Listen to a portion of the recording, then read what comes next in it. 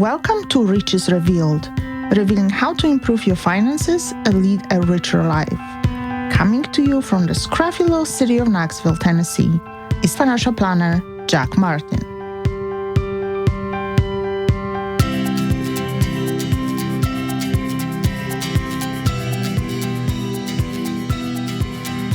So today I wanted to talk to you about the importance of being organized. And this is not just about the kind of things that happen at work, but also in your personal life as well. Because I don't think that you can generally be successful and accomplish the things that you want in life if you're not organized. Now, I realize that probably in your mind, you're immediately jumping to examples of people who are completely disorganized, and yet they've accomplished great things. And I'm not speaking to the exceptions here, because there's always an exception that people can find. I'm talking generally speaking, for most people, you need to be pretty organized in order to accomplish your goals in life.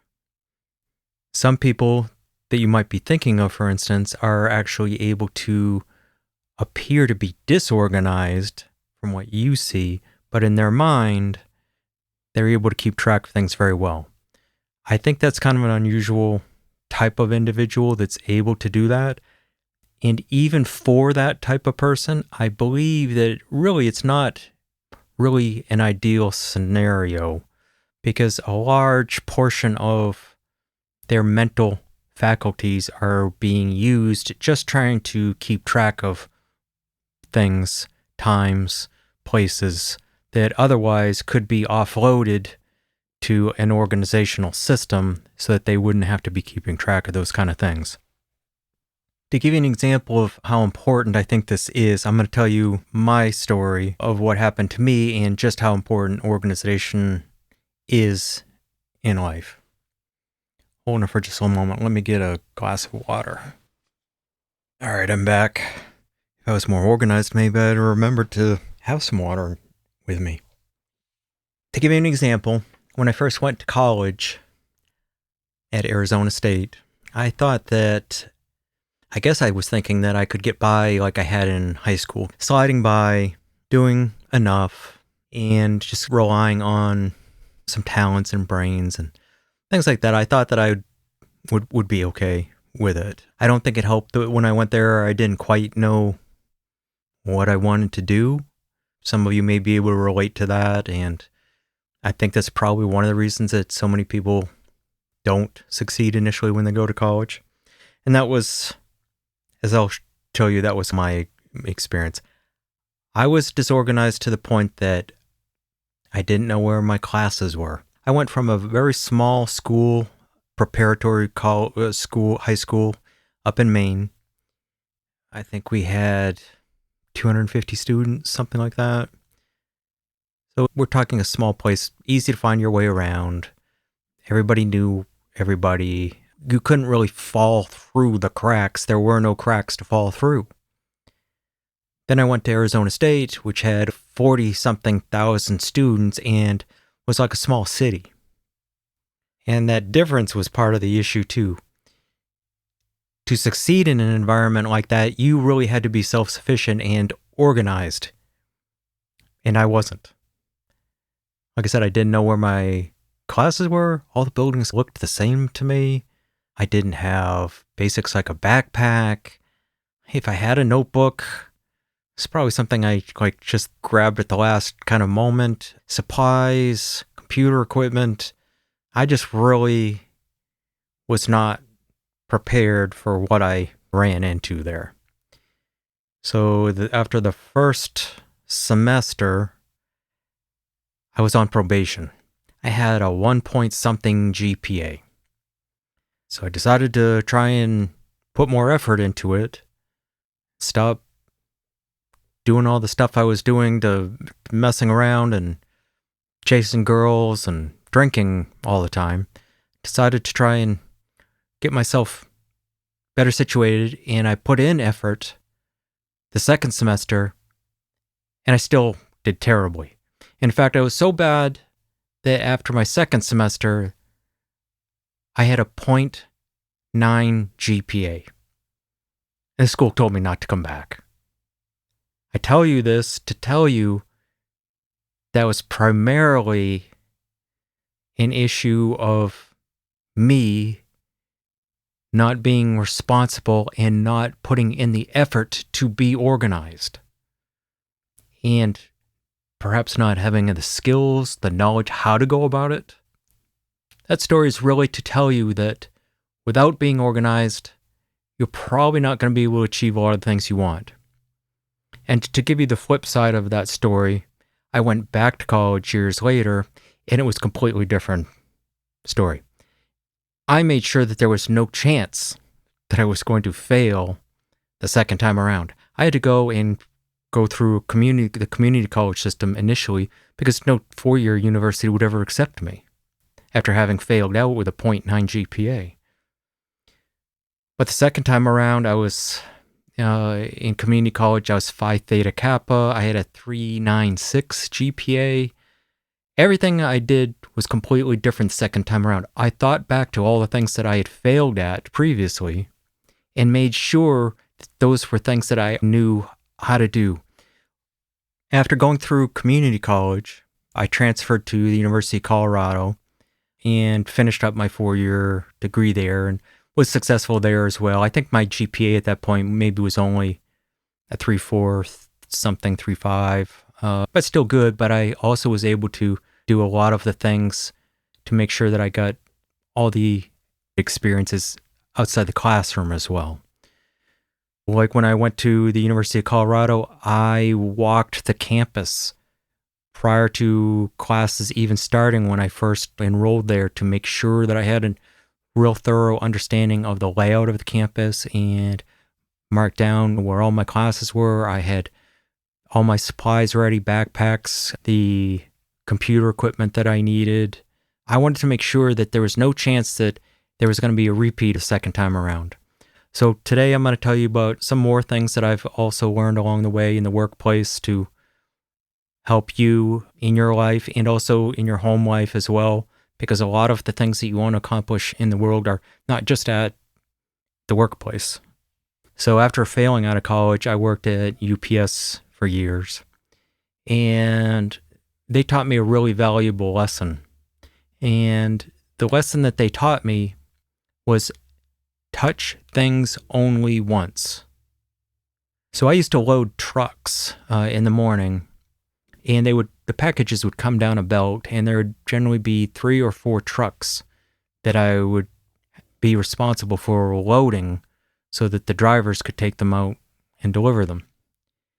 If you got into a situation where the packages were coming down fast and you decided to, rather than walk them in the truck, you set them behind the truck, that might seem good initially because you've saved time.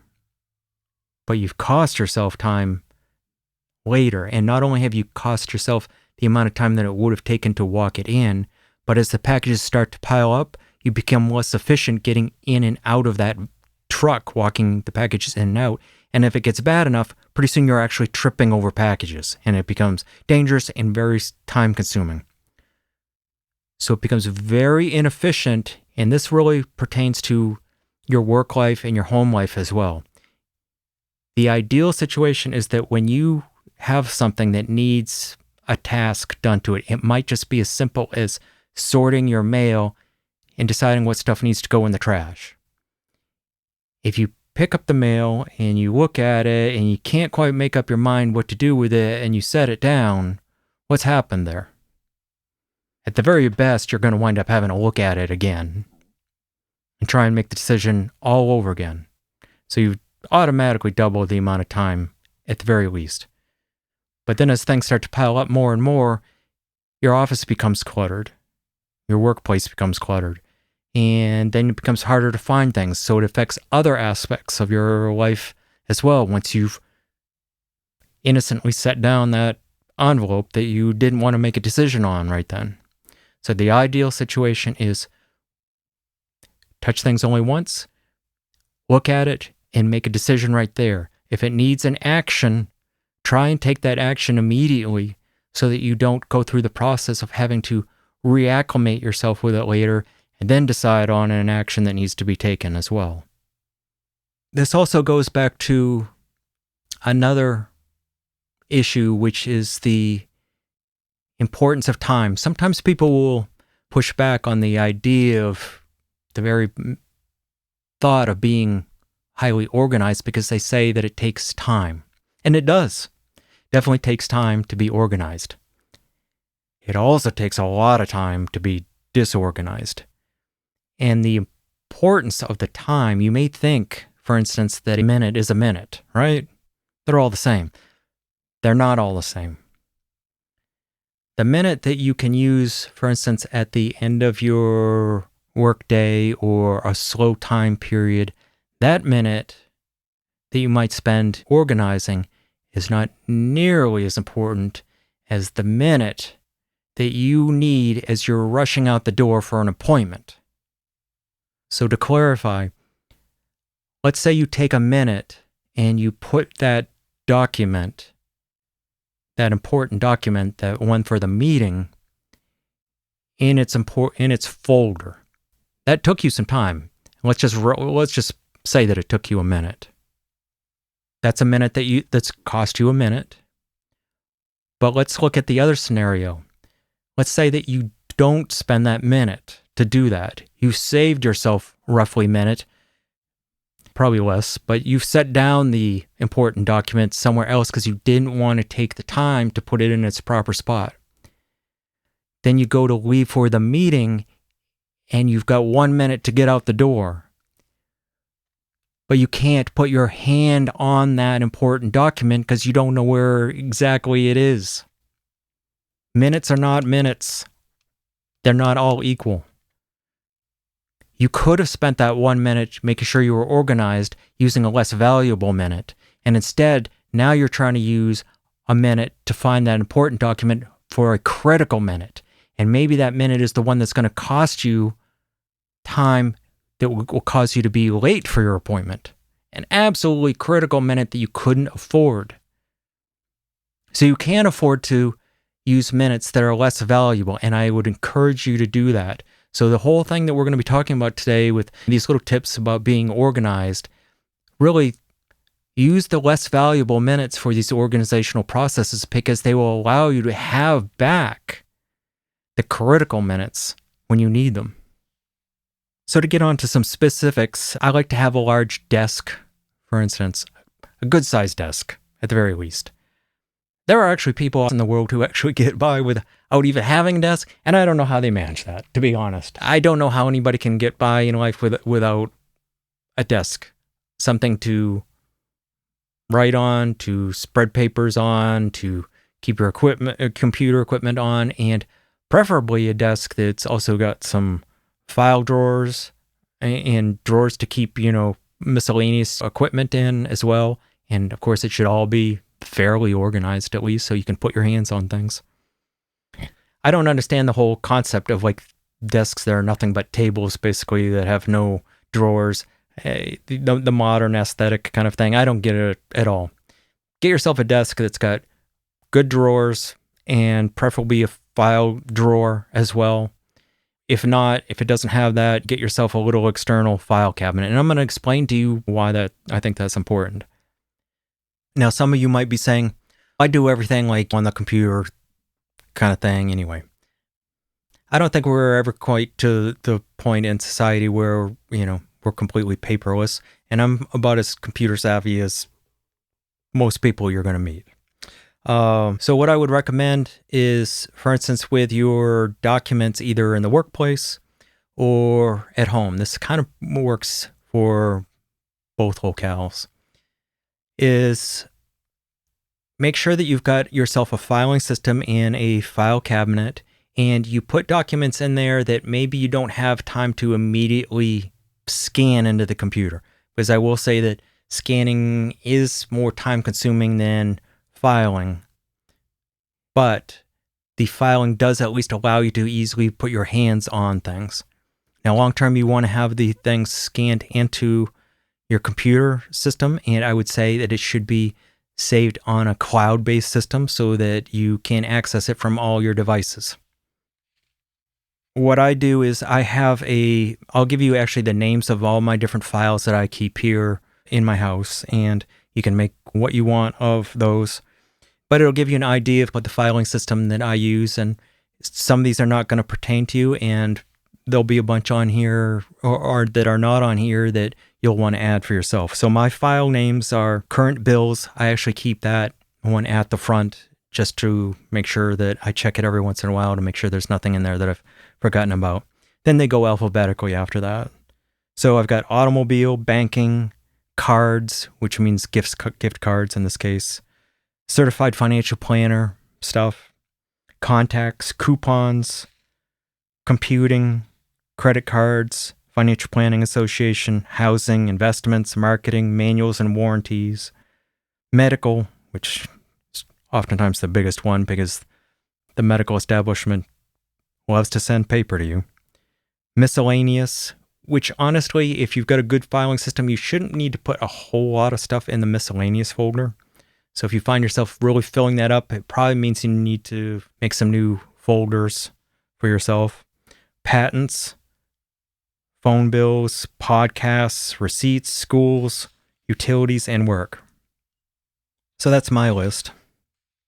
And what I do with that is, like I said, I will put things in there on a temporary basis, and then preferably about at least once a month or so, I will go and scan those into the computer. On the computer, it's important to have a good filing system there as well. It may resemble in a lot of ways the filing system that I just read off to you, the paper filing system. What I would do is get yourself a good scanner. I recommend the Fujitsu ScanSnap. I guess they got bought out by Ricoh, but the Fujitsu ScanSnap is a really great scanner that can handle all sorts of multiple sizes of paper. It has great visual quality, super easy to use. When Ricoh bought them, their software is not as good as it used to be. So if you can get an older version of the software, it's actually better than the new one. But if you guys have questions about that, just write to me on the website, richesrevealed.com. You can send me a message there. A critical part of what you're going to be doing with the scanning is to scan them as a searchable PDF. Then, if you're using a good searching system like can be found built into a Mac, you can actually just do a search and it will find that document anywhere on the computer that it might be in. So you don't have to be perfect with your filing on the computer because you'll still be able to find it if you can think of a good search term, good keyword to be able to find it. And then within the document itself, once you're there, if you want something in a long document that you need to be able to find that easily, you'll do a keyword search, just a search in the PDF, whatever PDF you're using. It could be something like Adobe Reader, which is free. And you can still do a search with Adobe Reader, and it'll find that keyword within that document. So again, make it as a searchable PDF. It's very important that it be searchable. Following up on some of the stuff about computers, I use generally a 2-monitor system. That way I can have something up on one screen and something on the other. I know some people have actually gone to an ultra-wide screen, and they're also able to do that and keep multiple documents up on something at the same time. So it might be a document or a website in one area, and you're looking at information back and forth and transferring information, or being able to research 2 different things at once and see how they compare. So something like that works really well.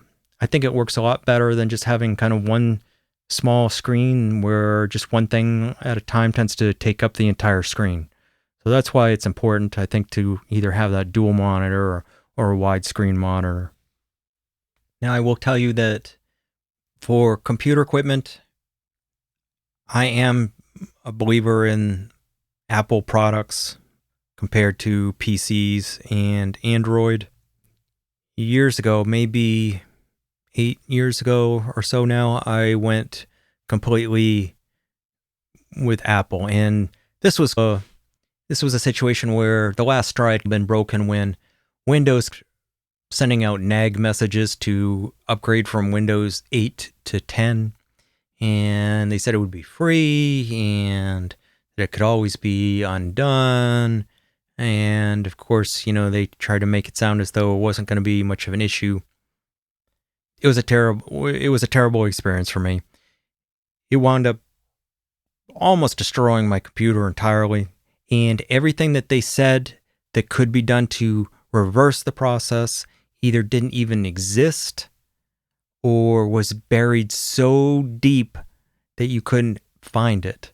So that was the last straw for me. And at the time, I was using a Windows computer and an Android phone. And then I went and I got myself a Mac computer and Apple phones. And I like the fact that they are able to easily communicate back and forth with one another. The cloud system is stable, robust, and inexpensive. So things that you save in the cloud on iCloud Drive are accessible easily, natively across all your devices. And one of the things that's so key about Apple devices is they're based on I believe it's a Unix type system, and it doesn't use the shared registry that occurs with Windows products. So with a Windows product, they all share this registry system, and they all kind of dip their toes into the registry system. And if one of them was to corrupt the registry system, then it's corrupted for everybody. And this is why you find so many times that you develop issues the older your Windows computer gets that are almost unexplainable. And it's because of this shared registry system where it just essentially becomes more and more corrupted over time. With the Mac computers, it's a discrete registry system. Each one has its own registry, and therefore it can't cause problems for all the other computer programs you may have. And that's also one of the reasons that it's a more secure system as well. So for me, I'm Mac all the way now, and I'm much happier. I've literally lost years of my life to Windows computers trying to fix issues. And when I, like, for instance, do an update on my Mac computer, it's a non-event. Everything works fine afterwards. I don't have any issues with it. I don't have to start reinstalling drivers. Things don't start working strangely that worked before. So it's a much better, more stable system. I will say, for all of you who are thinking that you love your Windows computer, I get it. The Windows operating system, in many ways, I think, when it works, is a better operating system in a lot of ways than the Mac. When it works. That's the key. I don't expect to go back anytime soon to working on a Windows computer if I can at all avoid it. So let's talk a little bit about home organization as well, because that can also have a big effect on you. It has a big effect on your mindset and your family life as well. So I know that there is also the system called feng shui, I believe. I'm probably just murdering the pronunciation there entirely, but a lot of the things that I suppose I'm talking about may be part of that system as well. So I don't know a lot about that system, but it's probably something worth looking into a little bit about. I believe that, and this is probably one of the principles also of feng shui as well, is that an organized environment leads to an organized mind. And I believe it's very much a circular thing. So I tell people, if you come over to my house and it's messy, it's probably because I'm not doing very well mentally for some reason. I'm down about something.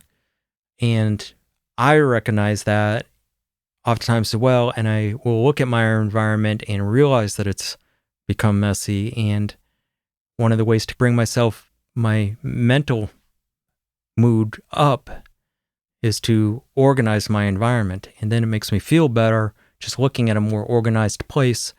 And again, that kind of feeds into a more organized, decisive feeling mind. So it's critical also in your home life as well.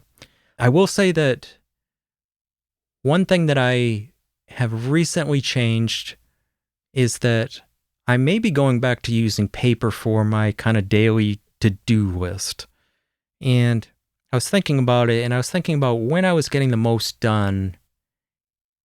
And I think it was when I had a to-do list, an organizer that I could write things down on.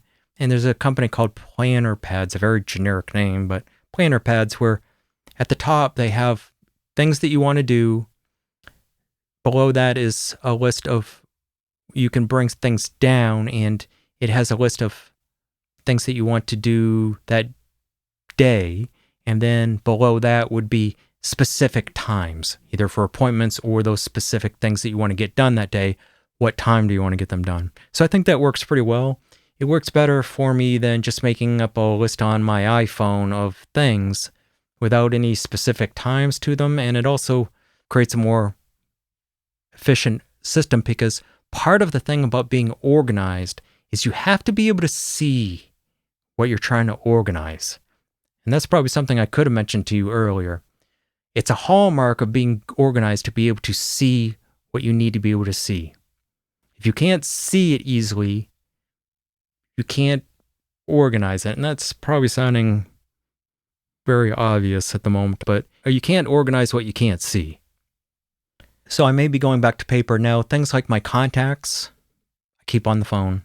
A work schedule that I need to share with others, that's going to be on the computer. So computer and phone, for me using a Mac, that's the same thing.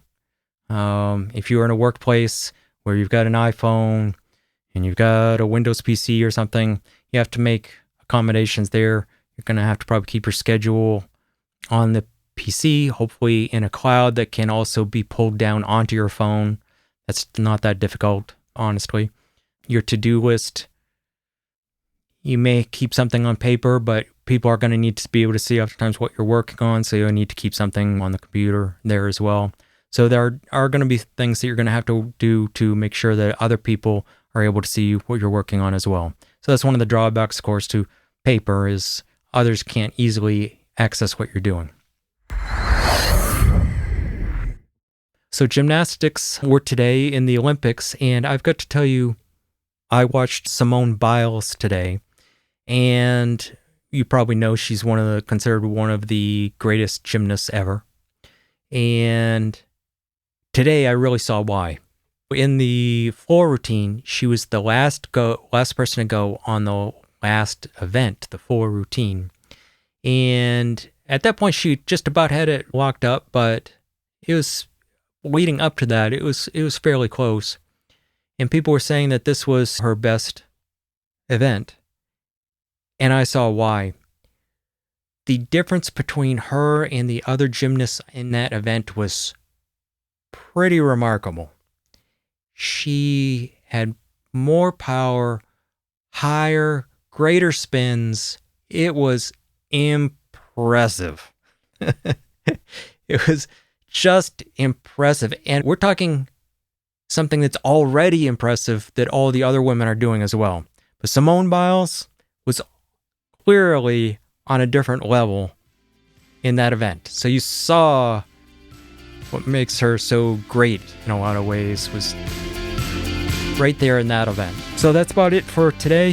Hope you guys are doing well. And until next time, be one of the good ones.